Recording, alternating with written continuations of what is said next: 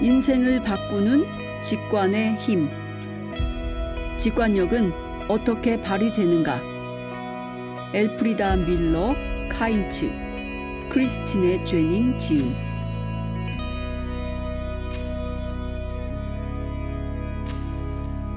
인투이션.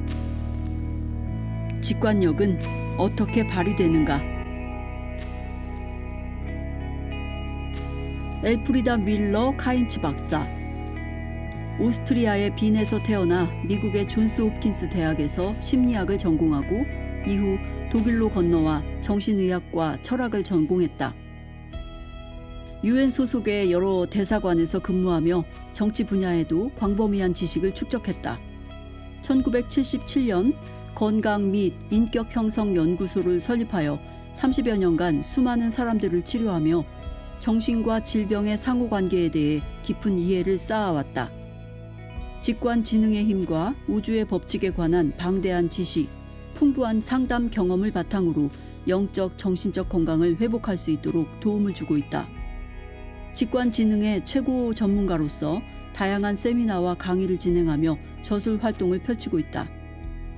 저서로는 질병이 우리에게 알려주는 것들, 집중의 힘 등이 있다.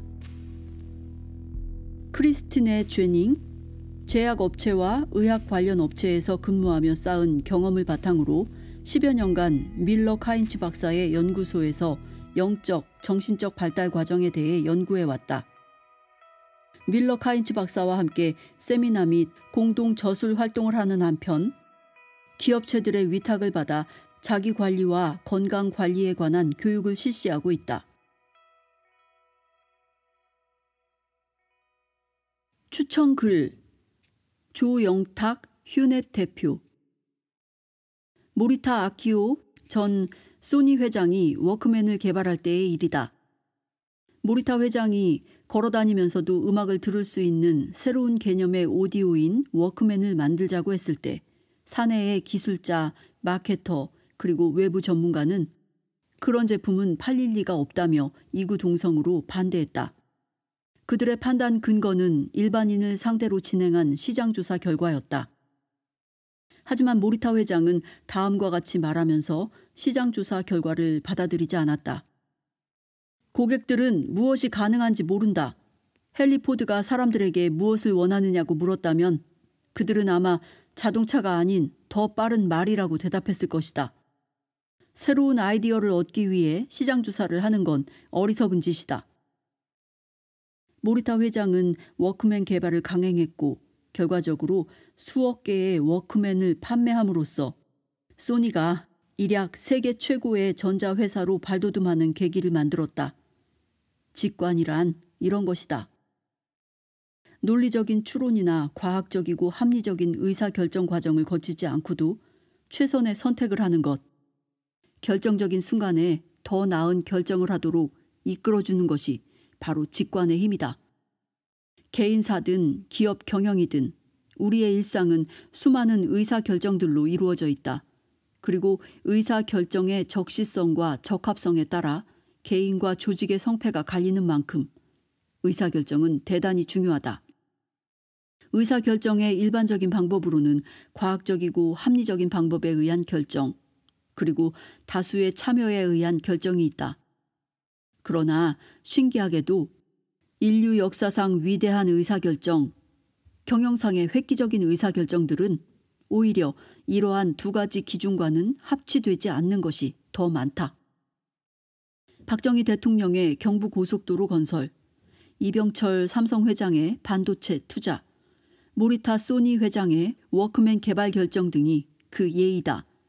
이들의 의사결정의 특징은 리더 혼자서 과학적이고 합리적인 기법보다는 논리적으로 설명할 수 없는 힘인 직관에 이끌려서 했다는 것이다. 나는 농담 삼아서 이걸 그분이 오셨다라고 말한다. 오늘날의 리더는 관리자의 역할에서 벗어나 변화와 혁신을 가장 선두에서 지휘하는 지휘자의 역할을 담당해야 한다는 점에서 리더의 직관력은 매우 중요하다. 직관력은 비단 경영자나 정책 결정자에게만 필요한 자질이 아니다. 직장인이든 가정주부든 학생이든 우린 누구나 자신의 인생을 경영해가는 경영자이다. 따라서 결정적 순간에 어떤 결정을 하느냐에 따라 인생을 원하는 방향으로 끌고 갈 수도 있고 반대로 원치 않은 방향으로 끌려갈 수도 있다. 특히 결혼이나 직업 등의 중대한 사안을 결정할 때 혹은 심각한 위험 신호를 파악할 때 직관력을 갖고 있다면 시행착오나 불필요한 낭비를 최소화함으로써 자신이 원하는 삶에 한 발 더 가까이 다가갈 수 있다. 하지만 직관의 힘과 중요성을 인지하고 받아들이고자 마음 먹었더라도 두 가지 문제에 부딪히게 된다. 첫 번째는 직관을 어떻게 키울 것인지 방법론을 알기가 어렵다는 것이고, 두 번째는 앞서 소개한 모리타 회장의 사례처럼 다른 사람들을 납득시키기가 어렵다는 것이다. 많은 사람들이 직관의 힘과 중요성을 인지하면서도 의사결정 과정에서 직관에 따르지 못하는 이유가 바로 이것이다. 그렇다면 직관을 어떻게 키울 수 있을까? 그 구체적인 내용을 이 책이 설명한다.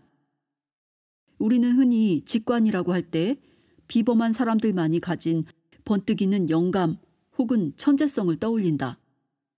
하지만 이 책에서는 직관적 지능이라는 포괄적인 개념을 제시함으로써 우리 모두가 직관적 지능을 개발할 수 있는 무한한 잠재력을 갖고 있다고 말한다.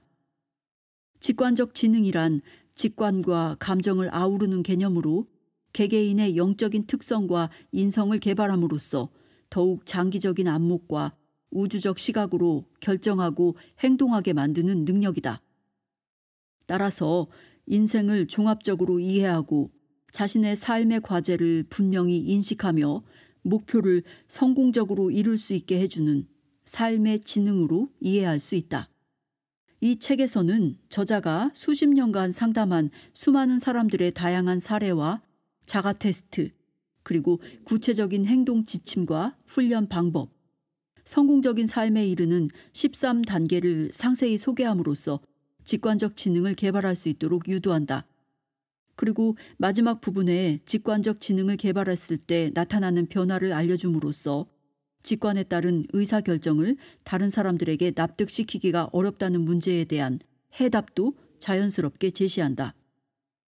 직관적 지능을 개발하면 의사결정에 대한 확신과 내적 자유를 얻게 되고 매력 있는 사람, 긍정적인 모범을 제시하는 사람이 된다는 것이다.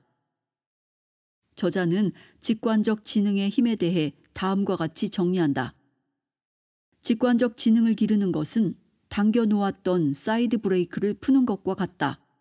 인간은 8기통 엔진을 장착하고도 2개의 실린더밖에 활용하지 못하는 자동차와 같은데 직관적 기능을 개발하면 8개 모두를 사용할 수 있게 된다. 현재의 한계를 깨고 장기적인 성공을 거두고 싶은 경영자와 자신의 인생을 창조적으로 경영하려는 사람들이라면 일독해 볼 것을 권한다. 추천글 황래국 삼성경제연구소 수석연구원.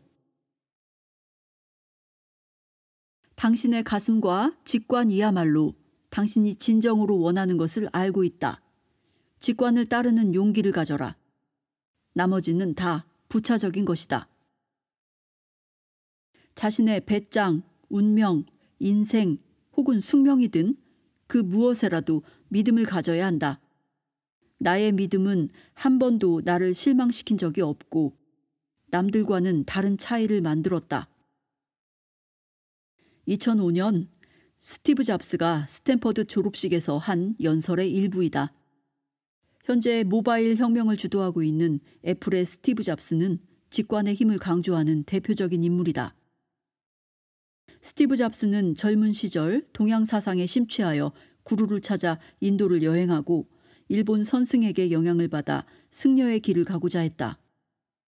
이러한 동양적 깨달음과 체험을 바탕으로 20대에 애플을 설립해서 억만장자가 된 이후 현재까지 스티브 잡스는 자신의 경영 철학으로 직관을 가장 강조한다. 아이폰, 아이팟, 아이패드로 이어지는 스티브 잡스의 무한 혁신의 비밀이 첨단 이론이나 마케팅 기술이 아니라 동양의 사상과 직관에서 비롯되었다는 건 꽤 흥미로운 사실이다. 하지만 레오나르도 다빈치, 모차르트, 베토벤, 괴테, 아인슈타인 등 인류 역사상 위대한 업적을 이루어낸 대가들은 모두 고도로 발달한 영혼의 소유자이자 직관의 달인이었다는 걸 생각하면 그리 놀랄 일은 아니다. 고도로 발달한 직관은 창의성의 원천이자 천재성을 일깨우는 힘을 갖고 있기 때문이다. 일본 소프트뱅크의 CEO 손정희가 스티브 잡스를 21세기의 레오나르도 다빈치이자 모차르트라고 극찬한 이유가 바로 이것이다. 모바일 기기의 사용이 확대되고 디지털 공간에서의 활동이 일상화되면서 정보의 양이 폭발적으로 늘어나고 있다. 더욱 정밀한 분석 도구와 최첨단 이론이 쏟아지고 있지만 불확실하고 방대한 정보들 속에서 자신에게 필요한 걸 취사 선택하는 일은 쉽지 않고 지식이나 논리적 사고만으로 문제를 해결하려고 하면 곧 한계에 부딪히게 된다. 이러한 현실적인 제약 속에서 올바른 선택을 하기 위해서는 다양한 경험과 능력이 필요하다. 그 중에서도 가장 파워풀하고 설득력 있는 것이 바로 직관이다. 그렇다면 직관을 개발하기 위해서는 어떻게 해야 하는가? 앞서 스티브 잡스의 예에서 알 수 있듯 직관은 영혼의 발달과 밀접한 관련이 있다. 즉, 직관을 개발하기 위해서는 먼저 정신세계에 대한 통찰과 자연의 법칙에 대한 이해, 그리고 자신의 내적인 성격을 개발하는 것이 전제되어야 한다는 것이다. 이 책은 이 모든 것에 대해 친절하고 구체적으로 설명해준다. 직관력을 기르기 위해서는 먼저 자기 자신을 분석하고 자신의 감정을 해석할 줄 알아야 한다. 직관은 머리가 아니라 가슴, 즉 내면의 목소리에 따르는 것이기 때문이다. 이 책에서는 결정적 순간에 직관을 활용하는 방법으로 숨은 동기 파악하기, 결단력 기르기, 열쇠의 결정과 그에 따른 연쇄작용 이해하기, 유혹 물리치기, 오성과 감정을 조화시키기, 장애물과 경고신호 구분하기 등의 구체적인 방법을 알려주고 직관력을 기르기 위해 개발해야 할 성격적 특성 13단계를 설명해준다. 직관은 우리가 평생 간직하고 개발해 나가야 하는 삶의 양식에 가깝다. 또한 직관을 개발하는 것은 단순한 의사결정 능력을 키우는 것 이상의 의미가 있다. 즉, 인생의 궁극적인 목표와 존재 이유를 찾고 영혼을 성장시키는 것이다. 따라서 직관을 개발하면 자신 내부에 무한한 가능성이 존재함을 깨닫고 자신에게 진정 옳은 길로 나아갈 수 있을 것이다. 이 책이 그 길에 단단한 초석이 되어줄 것이다. 항상 최고만을 고집하고 전 세계 수억 명의 가슴을 설레게 하는 제품을 만들어내는 스티브 잡스의 목표는 우주에 영향을 끼치는 사람이 되는 것이었다. 그는 고도의 직관을 통해 자신의 삶의 목표와 과제를 분명히 인식하고 가능성을 현실로 바꾸었다. 이것이 바로 직관의 진정한 힘이다. 이 책을 읽는 분들도 이성이나 논리적인 사고의 한계에서 벗어나 내면의 목소리에 귀 기울이고 자연의 법칙을 받아들이는 훈련을 함으로써 자신의 잠재된 가능성을 구체적인 결과물로 구현해낼 수 있길 바란다. 제1부 직관적 지능이란 무엇인가? 이 책에서는 내적인 지식과 그걸 얻을 수 있는 방법에 대해 고민해 보고자 한다. 직관은 무엇이고 직관적 지능은 어떤 의미일까? 직관적 지능은 단지 직관이라는 개념을 대체할 새로운 단어에 불과할까? 직관과 지능 사이에는 어떤 상관관계가 있을까? 직관적 지능은 직관보다는 훨씬 많은 의미를 내포하고 있다. 제1부에서는 직관적 지능의 의미와 범위를 이해하고 다른 개념들과 어떻게 다른지 구분해 보고자 한다. 책을 읽어나가다 보면 직관적 지능의 전체적인 의미가 서서히 윤곽을 드러낼 것이다. 1. 직관적 지능은 창조의 원천. 지능이 높다 하더라도 그만큼의 의지력이 따라주지 않으면 아무 소용이 없다. 지능만으로는 양심 속 깊은 곳까지 파고들 수 없기 때문이다. 요세프 폰 아이헨도르프. 지능은 순수한 정신 에너지이다. 우리 주변과 우리 내면에 각각 어떤 에너지들이 작용하고 있는지를 한번 생각해 보자. 주먹으로 탁자를 내리칠 때 혹은 무거운 짐을 들어 올릴 때에 우리는 육체 에너지를 동원하게 된다. 그러나 어떤 것을 결정하거나 생각할 때, 어떤 것을 느끼거나 사랑할 때에는 이와 다른 종류의 에너지가 작동한다. 바로 정신 에너지다. 인간은 물질적 에너지인 육체, 그리고 정신적 에너지인 영혼과 정신으로 이루어져 있다. 비물질적인 부분들, 즉 영혼과 정신은 인성을 형성한다. 한 병리학자가 지금까지 많은 사람들을 해부해왔지만 아직 영혼은 한 번도 본 적이 없다고 말한 적이 있다. 이 말을 듣고 영혼이 존재하지 않는다는 결론을 내리는 건 물질적으로만 사고한 결과 나타나는 오류이다. 직관적 지능을 알기 위해서는 비물질적 차원에서 접근해야 하며 비물질적 차원 중에서도 지성보다는 영혼으로 사고해야 한다. 지능은 육체적 물질적인 에너지가 아니라 순수한 정신적 에너지이다. 즉 지능은 인성의 일부, 좀 더 정확히 말하자면 인간 영혼의 일부라고 할 수 있다.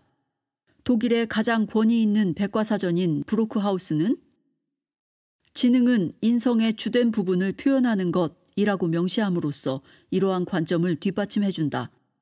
지능이라는 표제어 아래에는 다음과 같은 정의들도 함께 나와 있다. 다양하게 정의되는 정신적 능력의 복합체, 구체적인 혹은 추상적인 문제 해결 능력만으로 국한되는 경우가 많음.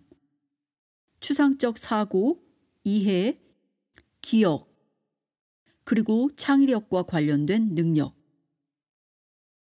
사회학에서는 지능을 학력이나 문학적, 예술적 소양이 높은 이들, 즉 지성인들에게서 찾아볼 수 있는 것으로 분류한다.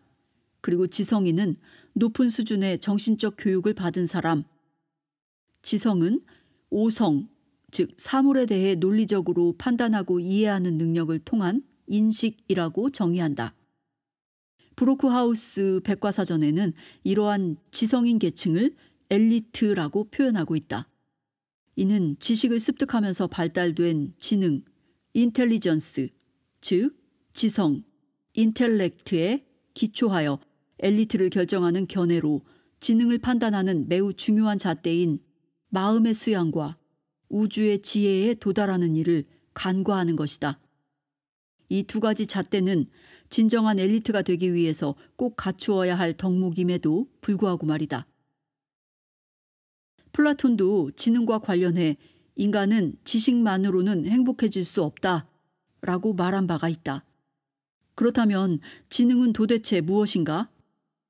그리고 거기에서 한 걸음 더 나아간 직관적 지능이란 또 무엇인가? 지성적 지능, IQ, 감성적 지능, EQ, 영적인 지능, 윤리적 지능, 심리적 지능 등 오늘날 지능이라는 개념을 정의하기 위한 다양한 시도가 이루어지고 있다. 지능 검사를 통해 측정되는 소위 지능 지수는 지성적 지능만을 의미한다. 따라서 이러한 측정 방식에 관해 논란과 비판이 분분한 것은 놀라운 일이 아니다. 지능 검사를 통해 측정되는 지능은 전체 지능의 극히 일부분에 지나지 않기 때문이다. 하버드대 교육학과 교수이자 심리학자인 하워드 가드너는 1983년 마음의 틀, 다중지능 이론이라는 책을 통해서 IQ에 대한 기존의 견고한 고정관념을 뒤흔들어 놓았다. 가드너는 다중지능이라는 개념을 내세움으로써 다양한 종류의 지능이 존재한다고 주장했다. 그는 인간이 지닌 매우 중요한 능력 중 하나로 내면적 지능, 인트라퍼소널 인텔리전스를 꼽았다. 내면적 지능은 내부를 향하는 능력으로 자기 자신과 타인을 이해하는 능력을 말한다. 가드너는 내면적 지능을 활용해 자기 자신을 이해할 수 있다고 본 것이다. 그의 이론에 따르면 내면적 지능은 감정으로 가는 통로이며 감정을 투명하게 보여주는 매개체이다. 이 이론을 통해 가드너는 감정적 지능이라는 새로운 지능 모델의 초석을 마련했고 이후 예일 대학의 심리학 교수 피터 셀로베이와 뉴햄프셔 대학의 존 메이어가 감성적 지능이라는 개념을 더욱 발전시켰다. 저명한 심리학자이자 감성지능의 창시자인 데니얼 골먼은 감성적 지능을 감정의 지능이라고 말했다.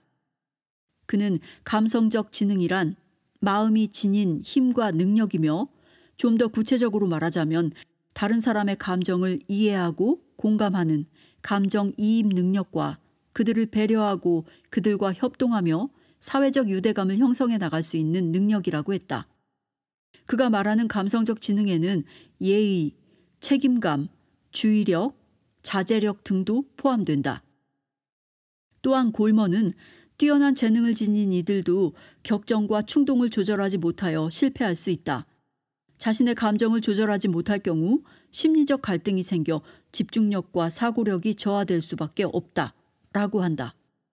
위의 견해들을 참고로 우리는 지능이라는 개념을 두 가지로 구분하고자 한다.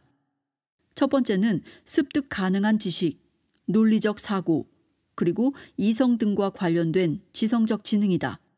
그러나 계속해서 지성적 지능만으로 판단을 하다 보면 한계에 부딪힌다. 감정, 영감, 배에서 우러나오는 메시지, 감각적 인지와 창의력 등이 더해지지 않는다면 우리는 단지 이성의 측면에만 머물러 있으면서 모든 것을 좌뇌로만 판단해버리게 될 것이다.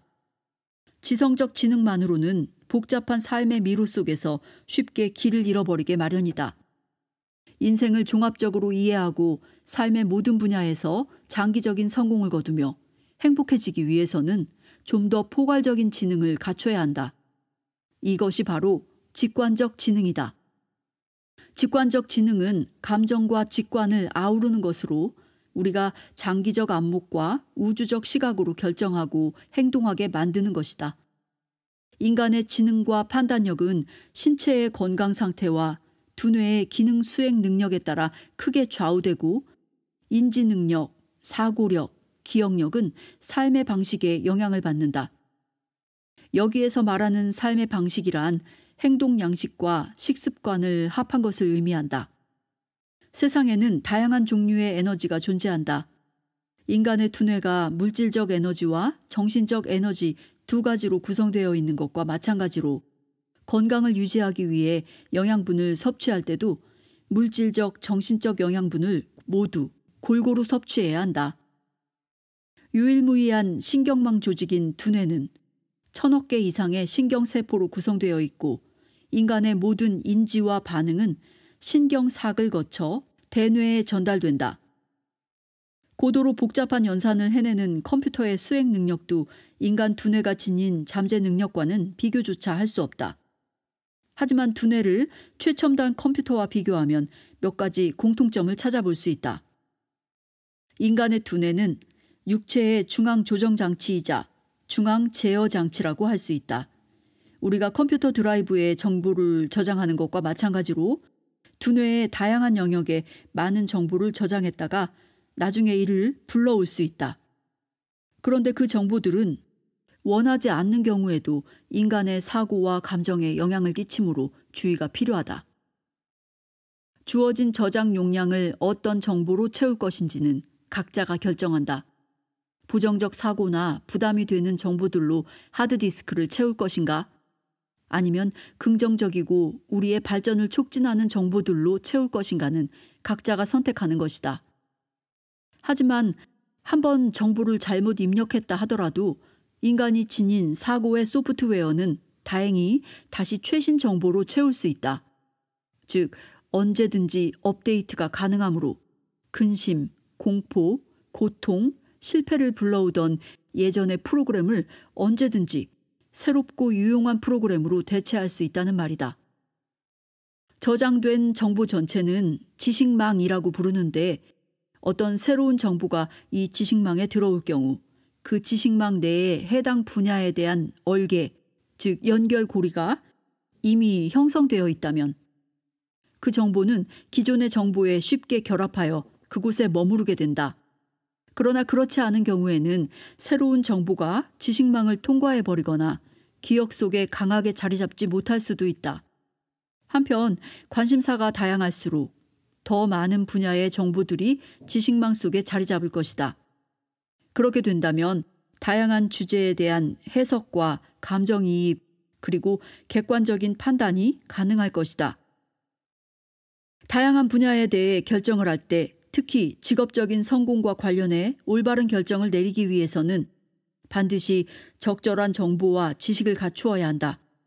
그러나 결정 상황에 직면했을 때 정보나 지식보다 더 절실히 요구되는 것이 바로 지능을 구성하는 가장 중요한 부분인 직관이다. 직관은 내면에서 나오는 메시지이다. 브로크하우스 백과사전은 직관이란 판단이나 추론 등의 의식적인 작용에 의존하지 않고 대상을 직접 파악하는 것이라고 정의하고 있다. 철학자들은 직관을 오성을 통한 경험으로는 얻을 수 없는 인식으로 가는 통로라고 규정한다. 플라톤은 관념은 정신적 표출의 대상이라고 했고 아리스토텔레스는 본질은 직관적으로만 파악할 수 있다라고 했으며 데카르트는 최고의 관념은 직관을 통해서만 경험할 수 있다라고 말했다. 프랑스의 철학자 앙리 베르그송은 오성으로는 생, 즉 삶을 파악할 수 없다. 오성은 생을 그 자체의 틀 안으로 압박할 따름이다. 오성이 파악하는 대상의 세계는 허구이며 참된 진실은 우리가 상황의 흐름에 동화될 때 우리를 향해 열릴 것이다 라고 기술하며 오성에서 직관으로 옮겨갈 것을 주장했다. 그는 직관을 상황의 흐름에 동화하는 것으로 보았던 것이다. 직관은 우리 내면에 존재하는 방향 제시자요. 삶이라는 배의 항법 장치다. 그러나 이 항법 장치는 항해자가 스위치를 켜놓을 때에만 작동한다는 사실을 잊어서는 안 된다. 스위치를 켜는 방법에 대해서는 제2부에서 자세히 설명할 것이다. 영혼의 언어. 내면의 목소리는 영혼의 언어다. 이 목소리는 조용하고 고요하며 감정을 객관적으로 나타내주는 신호기의 역할을 한다. 이 목소리는 열광적이거나 들떠있지 않다.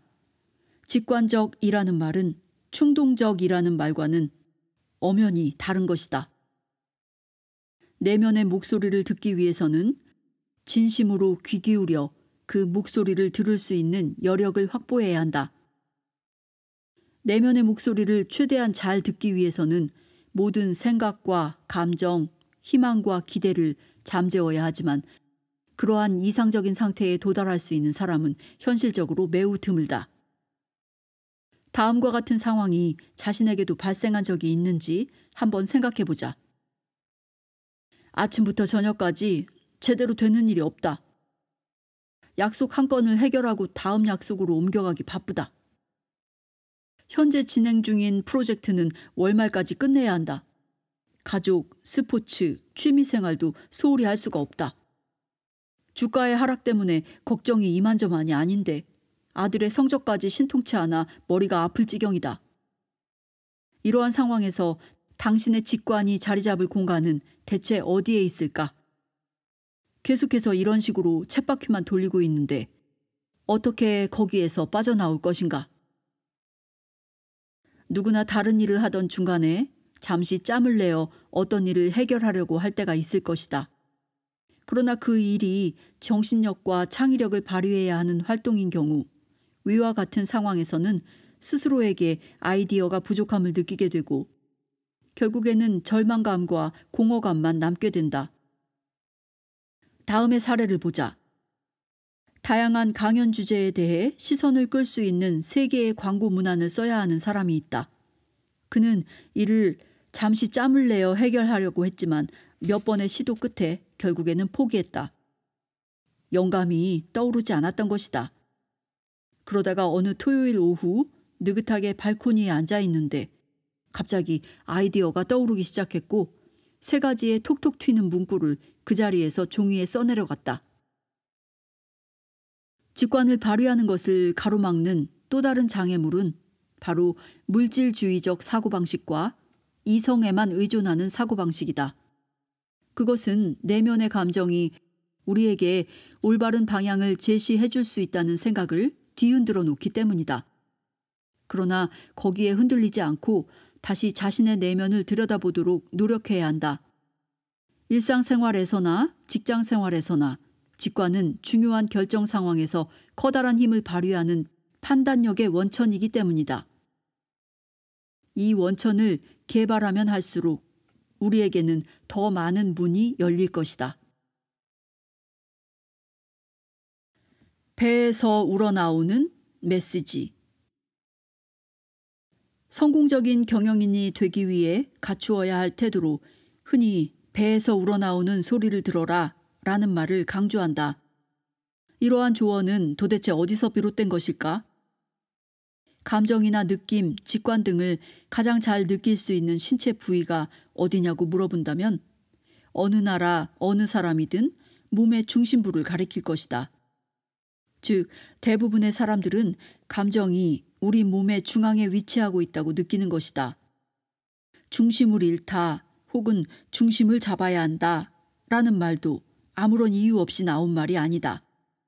실제로 횡격막 바로 아래 배꼽으로부터 조금 위쪽에 신경 조직이 뭉쳐져 있는 곳이 있는데 이를 복강신경총, 솔라 플렉서스 또는 복강신경얼기라고 부른다.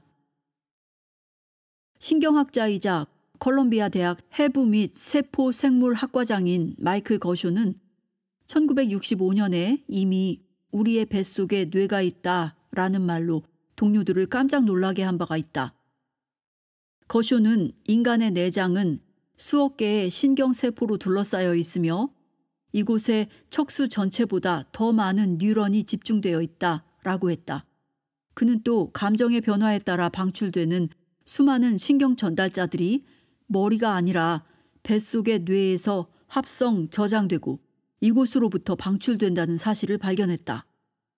1981년에 와서야 다른 학자들은 그때까지 논란의 대상이 되어왔던 그의 연구 결과를 인정하였다. 그 후 세계 도처의 연구팀들은 세컨드 브레인, 즉 제2의 뇌에 대해 앞다투어 연구하기 시작했다. 그 결과 뱃속에 있는 뇌의 세포 형태, 작용물질, 수용기 등이 두뇌가 지닌 것들과 같다는 점이 밝혀졌다.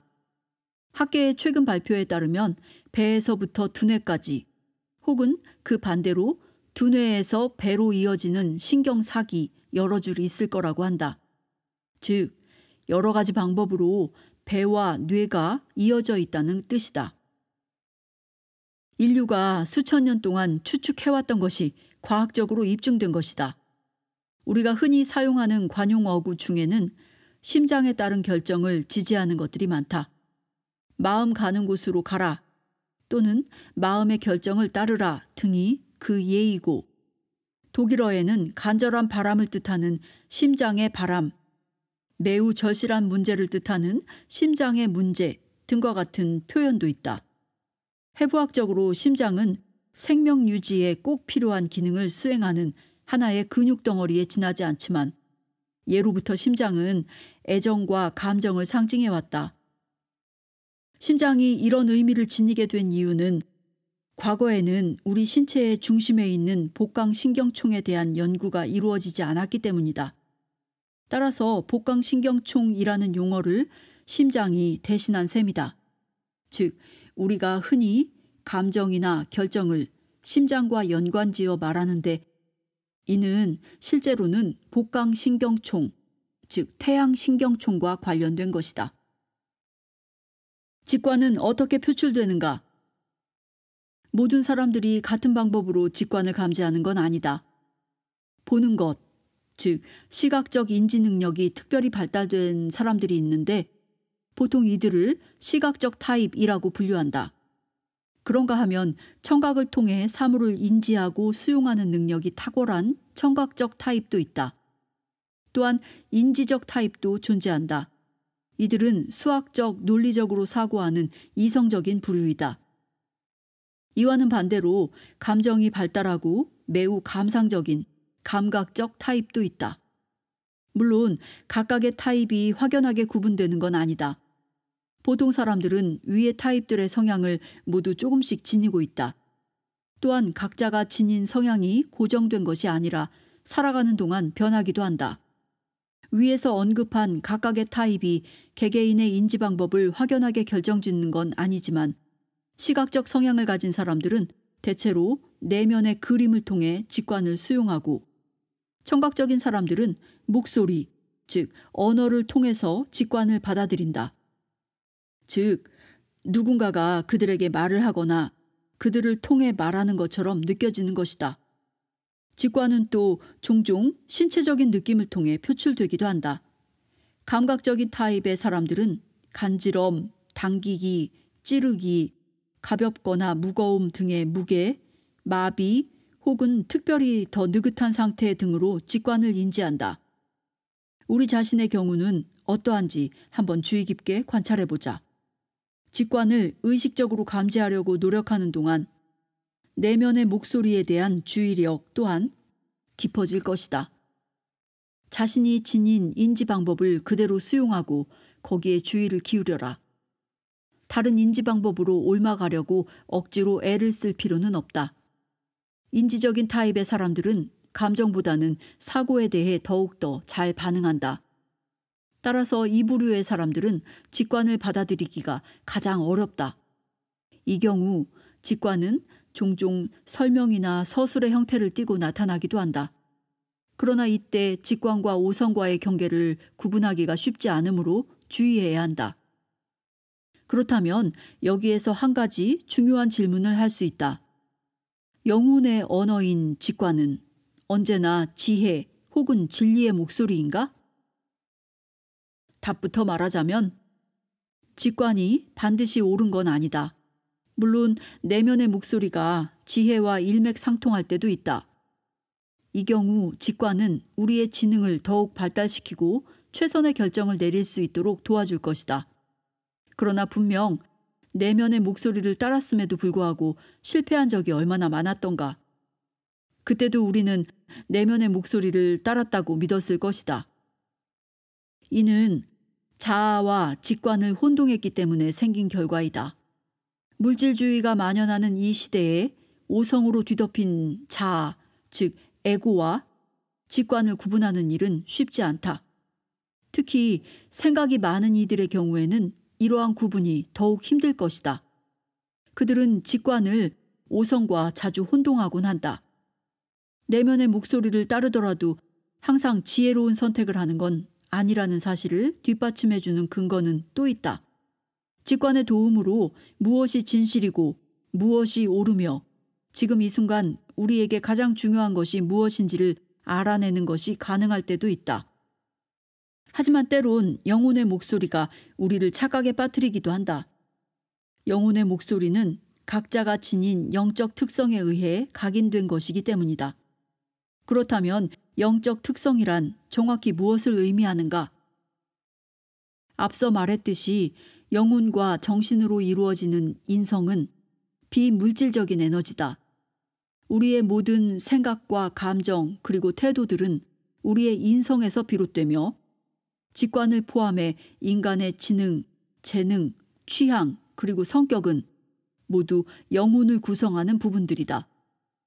즉, 영적 특성이란 성격적 특성, 재능, 그리고 전체적인 지능을 의미한다. 그리고 개인이 이러한 특성을 어떻게 발달시키느냐에 따라 직관의 발달 방향도 달라진다. 용기가 부족한 사람의 내면의 목소리는 두려움에 휩싸여 있을 것이고 그러한 점은 그 사람이 내리는 결정에 많은 영향을 끼칠 것이다. 낙관론자의 직관은 비관론자의 직관보다는 훨씬 더 도전을 부추길 것이다. 비판하기 좋아하는 사람은 자신은 단지 직관이 시키는 대로 타인들에게 쓴소리를 했을 따름이라고 주장할 수도 있을 것이다. 따라서 직관이 항상 지혜나 진실의 목소리인 건 아니다. 때로는 오성이 직관의 탈을 쓰고 나타날 수도 있을 것이고, 다른 한편으로는 직관이 각자의 영적 특성들을 통과하면서 변질될 수 있기 때문이다. 정신과 자아의 융합. 여기에서 말하는 정신은 우주의 정신, 즉 우주의 지혜를 의미한다. 우주라는 거대한 도서관의 서고에는 모든 종류의 지식과 지혜가 보관되어 있다. 그것은 신의 지혜이자 우주의 법칙, 즉 자연 법칙의 지혜이다. 우리는 이러한 지혜, 즉 우주의 정신을 활용해 새로운 것을 창조해낼 수 있다. 그리고 이미 우리는 이 도서관의 문에 맞는 열쇠를 각자의 내부에 지니고 있다. 우리는 이제 막 이 도서관에 들어서려 하고 있다. 도서관 안으로 들어갈 수 있게 해주는 건 내면의 목소리, 바로 직관이다. 직관은 인간이 신, 그리고 자연의 법칙과 의사소통할 수 있게 해주는 정신적 에너지이다. 인간은 직관을 통해 지혜를 습득할 수 있지만 직관이 항상 우주의 지혜에 부합하는 건 아니다. 우주의 정신에 반대되는 개념은 에고, 자아이고, 자아의 언어는 오성이다. 여기에서 말하는 자아란 보잘것없는 나를 의미한다. 이것은 우리의 영혼을 대변하는 자기, 즉 셀프에 반대되는 개념이다. 다시 말해 여기서 말하는 자아란 자기 중심적인 자아, 오성의 지배를 받는 자아를 의미한다. 자아가 우위를 점령하고 있으면 완전한 지식을 얻기가 힘들다. 자기 중심적 사고방식을 지닌 사람들은 오성의 영향을 많이 받고 거기에 따라 행동하는데 그 배경에는 두려움, 불안, 자신감이나 신에 대한 믿음의 결여 등이 숨어 있는 경우가 적지 않다. 그렇다고 오성의 중요성을 완전히 무시하려는 건 아니다. 오성 또한 인간에게 매우 유용한 것이다. 아무런 까닭 없이 인간에게 오성이 주어진 것은 물론 아니다. 오성은 우리의 정신을 깨어있게 해주고 논리적으로 사고할 수 있도록 도와주는가 하면 너무 감정적으로 치닫지 않도록 정신을 환기시키기도 한다. 즉 오성은 우리가 현실감을 잃지 않도록 돕는 역할을 하는 것이다. 따라서 자아와 정신을 조화롭게 발달시키고 오성과 직관을 융합시키는 것이 우리의 목표이다. 오성과 직관이 융합된 형태를 정화된 오성 혹은 이성이라고 부른다. 우리는 일상적으로 이성과 오성을 같은 개념으로 사용하기도 한다. 그러나 이 이성은 우주의 지혜와 연결되어 있는 것이다. 이성적으로 결정한다는 말은 곧 현명하게, 직관에 따라 그리고 지능적으로 결정한다는 말이다. 이렇듯 양극단에 놓여 있는 이성과 오성은 성별이나 연령에 따라 각기 다르게 발달한다. 대체로 남성들은 오성에 따라 행동하며 무슨 일이든 논리적으로 설명하려고 든다. 그런데 이러한 좌뇌 위주의 논리적인 사고방식으로는 내면의 목소리에 귀 기울이기가 힘들다. 그럼에도 불구하고 남성들은 논리적 사고에 집착하는 경향을 쉽게 떨쳐버리지 못한다. 무엇보다 사업을 할 때 배에서 우러나오는 소리를 듣고 결정하는 남성은 거의 없다.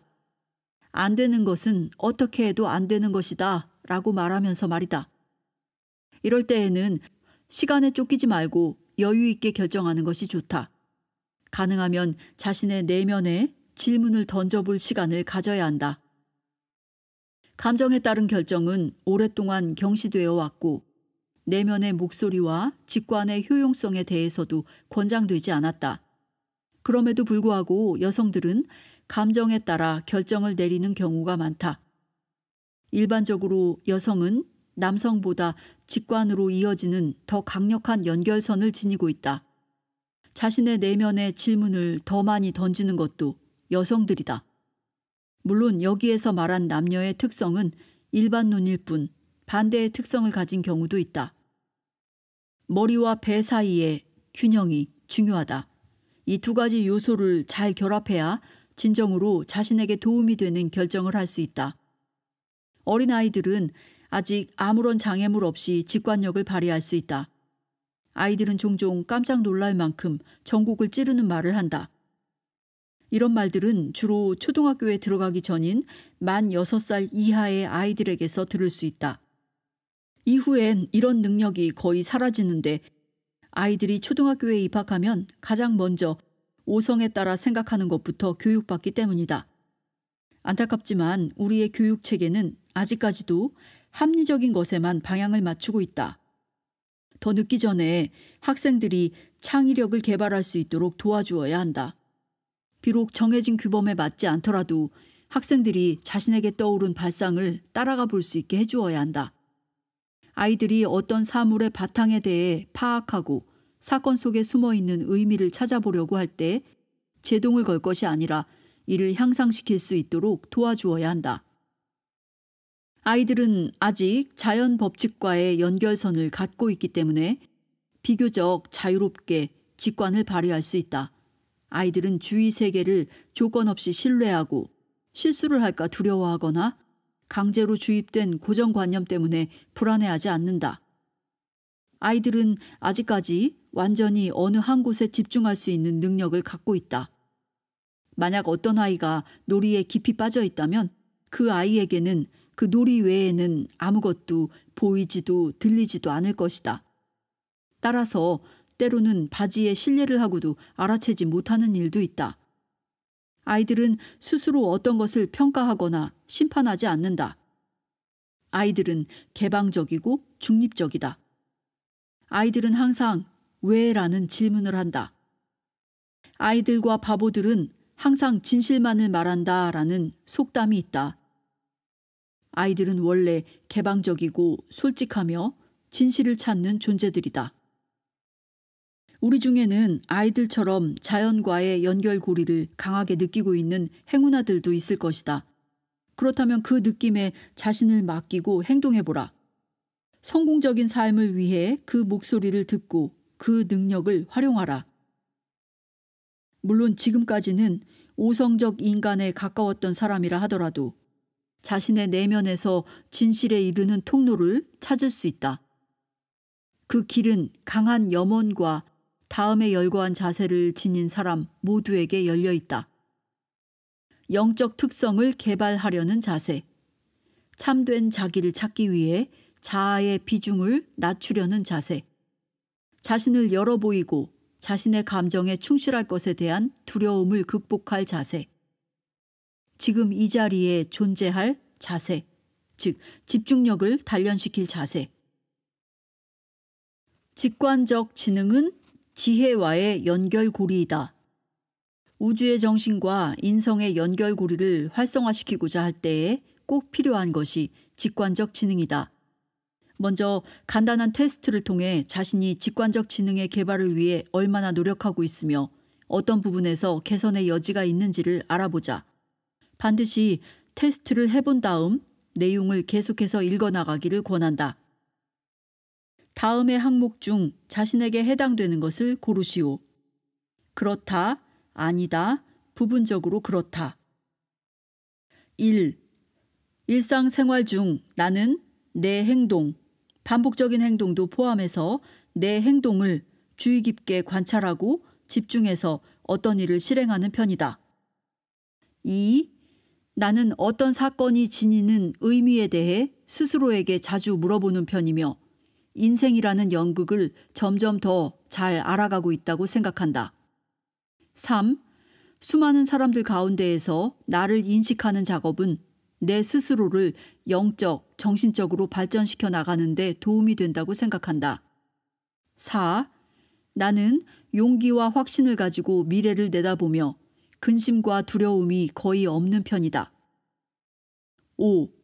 나는 스스로를 받아들이고 사랑할 수 있다. 6. 나는 화, 흥분, 성급함, 스트레스, 일 중독 혹은 건강상으로나 금전적 손실을 야기할 확률이 높은 과속운전, 부상의 위험이 큰 스포츠 종목과 취미 등을 멀리함으로써 걱정거리를 미연에 방지하는 편이다. 7. 나는 매일 계획을 세우고 각각의 계획에 우선순위를 매기긴 하지만 상황에 따라 유연하게 대처한다. 8. 나는 끊임없이 무언가를 배우고 있으며 새로운 것을 배우기를 즐긴다. 9. 내 직업은 곧 내게 주어진 소명이다. 10. 나는 내 존재의 의미를 어떤 것을 만들어내는 사명감에서 찾기를 바란다. 11. 자신이 바라지 않는 바를 남에게 행하지 말라라는 말은 나의 주요 생활 규칙에 포함된다. 12. 나는 행복하고 안정적이며 소중한 존재라는 느낌이 자주 든다. 13. A. 나는 섭취할 영양소를 의식적으로 고르는 편이며 식사 시간도 신중하게 결정한다. B. 나는 어떤 영양분이 내 몸에 어떻게 작용하는지에 대해 관심이 많다. C. 나는 시간적 여유를 갖고 식사한다. 위의 몇 가지 항목과 직관적 지능의 관계가 모호하다고 생각하는 사람들을 위해 미리 밝혀두자면 아니다라는 대답을 한 항목에 대해서는 언제나 직관적 지능을 개선할 여지가 남아있고 그렇다라는 대답은 직관적 지능을 이미 개발해 나가고 있다는 뜻이다. 그러나 어떤 대답을 했든 여기에서 소개하는 방법들은 직관적 지능을 개발하는 데 길잡이가 되어줄 것이다. 직관적 지능은 일종의 기술이다. 다른 어떤 기술을 배울 때와 마찬가지로 직관적 지능을 습득하기 위해서는 이론과 실제 두 가지 모두를 알아야 한다. 그리고 직관적 지능이라는 기술의 달인이 되어 이를 자유자재로 활용하기 위해서는 간절히 바라는 마음이 있어야 한다. 직관적 지능을 개발하기 위해서는 몇 가지 전제 조건이 있다. 먼저 몸을 정갈하게, 정신을 맑게 갈고 닦아야 한다. 우리의 지능은 무한대로 높아질 수 있다. 그리고 직관적 지능은 창의성과 천재성을 개발하기 위한 역동적인 기반을 마련해준다. 역동성이란 힘, 운동, 그리고 활기를 의미하는데 이 단어들에는 전진이라는 뜻이 포함되어 있다. 실제로 우리는 지능을 계속해서 발달시킬 수 있다. 최근의 연구 실험에 따르면 심지어 뇌세포를 새로 만드는 것도 가능하다고 한다. 앞서 지능은 영혼의 일부라고 했다. 영혼이 불멸한 것, 즉 영원히 사는 것이라면 우리는 노년에 이를 때까지 지능을 더욱 개발하기 위해 노력해야 한다. 또한 사람은 나이가 들매 따라 자신이 경험한 것에 대해 더 자세히 평가를 해보게 되는데 이것만으로도 지능을 지속적으로 향상시킬 수 있다. 물론 이를 위해서는 육체, 그 중에서도 건강한 두뇌를 유지해야 한다는 전제 조건이 따른다. 레오나르도 다빈치, 미켈란젤로, 베토벤, 괴테, 슐러, 아인슈타인 같은 천재들이 공통적으로 보여준 특성은 창조력과 직관적 지능의 힘이었다. 직관적 지능은 수많은 에너지들 중 최상의 에너지이자 극도로 섬세한 우주의 에너지다. 직관적 지능은 인간을 신과 자연의 법칙으로 이어주는 탯줄이다. 위에 언급한 천재들처럼 고도로 발달한 영혼들은 그들이 지닌 직관적 지능을 활용하여 우주의 지식을 자기에게로 끌어당길 수 있다. 이것이 바로 모든 위대한 영혼들의 비밀인 것이다. 수많은 유명한 시인과 작곡가들은 우주와 신으로부터 그들의 영감을 받았음을 스스로 시인했다. 아르투어 M. 아벨의 유명 작곡가들과의 대화라는 책에는 브라함스, 브루흐, 바그너, 슈트라우스, 푸치니 등의 작곡가들과 나눈 인터뷰가 실려 있다. 인터뷰에서 이들은 자신이 영감을 얻는 방법에 대해 이야기했다. 바그너는 우주적인 힘, 진동의 힘이 인간의 영혼을 전능한 중심력과 이어줍니다. 삶의 모든 원칙이 그 중심력에서 기인하고 우리는 그 삶의 원칙 덕분에 존재하는 것이죠. 이 우주적 진동의 힘은 우주 최고의 권능과 우리를 이어주는 연결고리를 형성하는데 우리가 그 연결고리의 일부입니다. 만약 그렇지 않다면 우리는 우주 최고의 권능과 연결될 수 없을 것입니다. 그리고 그 권능과 자신을 성공적으로 연결할 수 있는 자에게는 영감이 주어질 것입니다. 라고 말했다. 다른 분야의 천재들도 이와 비슷한 말을 했다. 그렇다면 천재들은 이런 능력을 어떻게 습득하였을까? 그리고 무엇보다 위의 몇몇 위인들은 어린 나이에 어떻게 불후의 명작들을 창작할 수 있었을까? 모차르트가 좋은 예다. 그는 어린 나이에 어떻게 그러한 천재성을 획득했을까? 그와 같은 천재들이 위대한 창의력과 직관을 무에서 갑자기 얻어낸 건 분명 아닐 것이다. 그보다는 위대한 영혼들은 생을 몇 번 거치면서 이어져 온 창조력과의 연결고리를 강화시켜 온 것이 아닌지 의심해 보는 것이 더 옳다. 이런 의문과 함께 우리는 근본적이면서 많은 논란을 일으키고 있는 의문들을 함께 떠올려 보게 된다. 죽음 뒤에 또 다른 삶이 있는 것일까? 죽음은 다음 생으로 가는 관문일까? 그렇다면 그 다음 생을 사는 것은 누구 혹은 무엇일까? 하는 상상이 그것이다. 그리고 이와 관련해 또 하나의 질문, 즉 그렇다면 지능과 재능, 기쁨과 고통은 어떻게 분배되는 것일까? 라는 질문도 던져보게 된다. 이런 일들이 우연히 일어난다고 믿긴 어렵다. 신이나 어떤 권력자가 인간의 운명을 주사위를 던져서 결정하는 걸 상상할 수 있겠는가? 그렇다면 정의는 도대체 어디에 있단 말인가?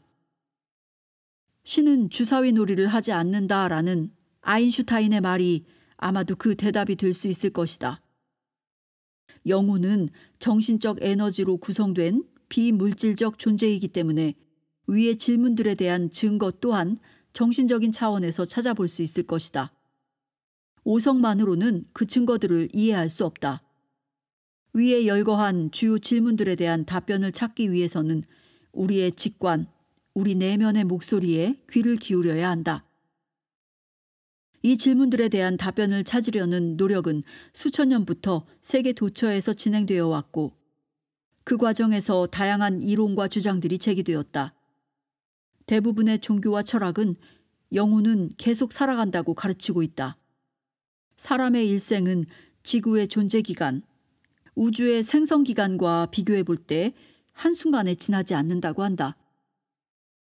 그리고 인간은 비단 육체적으로 뿐만 아니라 영적, 정신적으로 자기를 개발하고 발전시킬 수 있는 유일무이한 능력을 얻게 된다. 그러나 만약 인간으로서의 삶이 끝난 다음에는 각고의 노력 끝에 얻은 그 능력이 사라져버린다면 모든 것이 에너지 낭비에 지나지 않을 것이다. 바로 이런 점에서 우리는 육체적 사망이 영혼의 종말을 의미하지 않는다는 사실을 발견할 수 있다. 또한 이 명제는 자신을 영적으로 계속해서 개발해야 한다는 삶의 고차원적 목적에도 부합하는 것이다. 직관적 지능의 개발 또한 이와 같은 맥락에서 이루어지는 것이다. 몇 시간 동안이고 완전히 몰입하는 천재들의 집중력은 창조력과 더불어 그들의 천재성을 입증해주는 또 하나의 중요한 요소이다. 브루흐는 아벨과의 인터뷰에서 인간은 일정한 법칙을 지켜야 하는데 그중 중요한 두 가지가 고독과 집중입니다. 작곡가는 주변이 고요한 가운데 자신의 오성보다 고차원에 놓여 있는 힘이 내리는 지시를 기다려야 합니다. 위대한 작곡가는 지상에 나타난 신의 모습이라고 할 수 있습니다. 작곡가는 자신이 이해한 만큼의 심오한 진리를 눈으로 볼 수 있고 귀로 들을 수 있는 바깥 세상에 보여주게 되는데 이는 곧 자기 내부에 있는 신의 존재를 보여주는 것입니다. 라고 말했다. 고요한 가운데 자신의 의식을 전부 한 곳에 모아 한 가지 일에 몰두하는 것. 그것이 바로 완전한 집중이다. 그리고 집중이야말로 변하지 않는 순수한 직관을 받아들이기 위한 열쇠이다. 집중은 신 그리고 자연 법칙과 연결되기 위한 전제 조건이다. 집중한다는 것은 지금 바로 그 자리에서 자신의 사고력을 전부 한 곳에 모으는 일이다. 그러나 위대한 창작인들과 발명가들이 보여준 것은 비단 직관과 집중력만은 아니었다. 무엇보다 그들은 부지런한 태도, 배우고자 하는 자세, 학구열, 그리고 끈기를 지니고 있었다. 브루흐는 이러한 내면의 힘을 인식하는 사람에게는 영감이 주어집니다. 그러나 떠오른 착상을 기록하기 위해서는 적절한 기술을 갖추고 있어야 하죠. 라고 말했다. 즉, 직관과 집중력에 필요한 기술 습득과 부지런한 훈련, 그리고 끈기가 더해져야 위대한 창작을 할 수 있다는 말이다. 수천 번의 실험을 거듭하지 않았더라면 에디슨도 전구를 발명하지 못했을 것이다. 에디슨은 실패하더라도 좌절하지 않았다. 그는 심지어 위대한 발명을 위해서는 1%의 영감과 99%의 노력이 필요하다라고 말하기도 했다. 물론 에디슨의 이 말은 영감이 지닌 가치를 지나치게 과소평가한 것이긴 하다.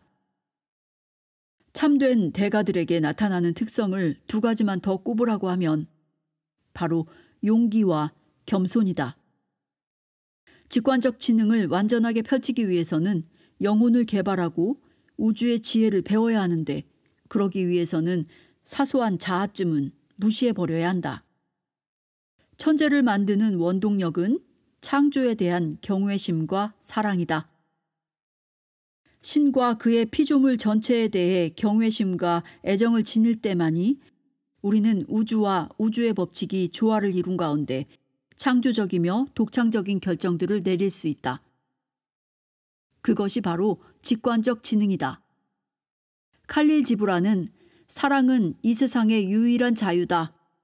사랑은 인간의 영혼을 승화시켜 어떠한 인간의 법이나 자연현상으로도 그 사랑의 행로를 변경시키지 못하게 한다. 라고 말했다.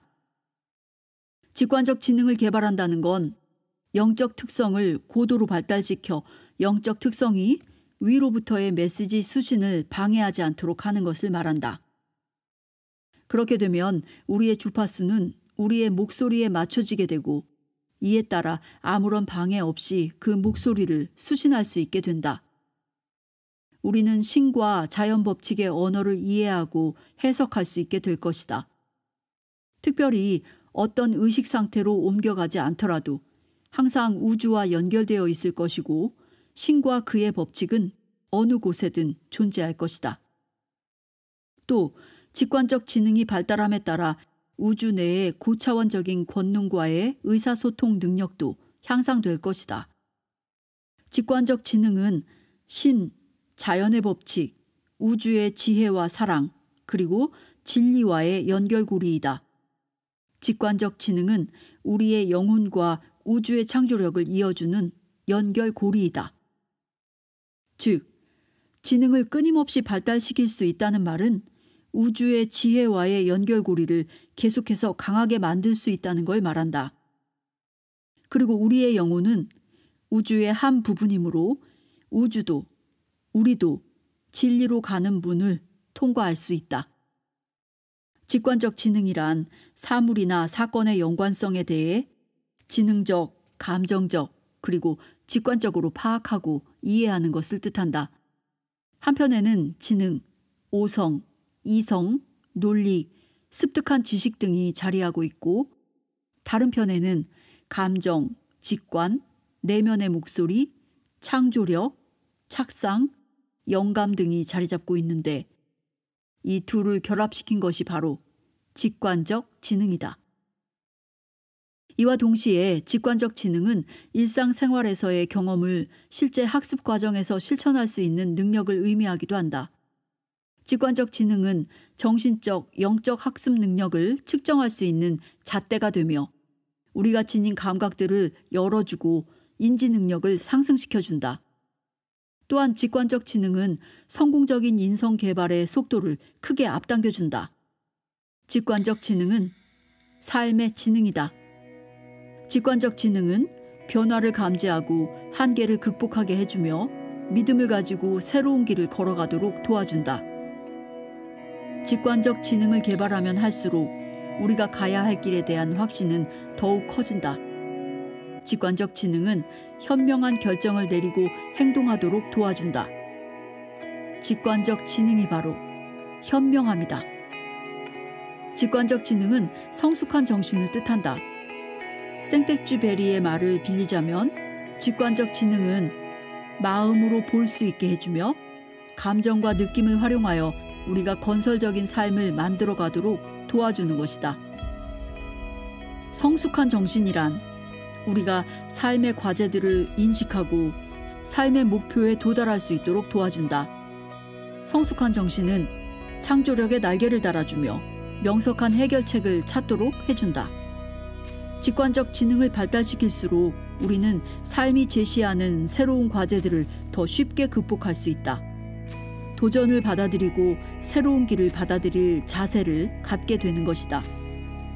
영혼이 성숙해감에 따라 우리는 두려움을 극복하고 확신을 얻게 된다.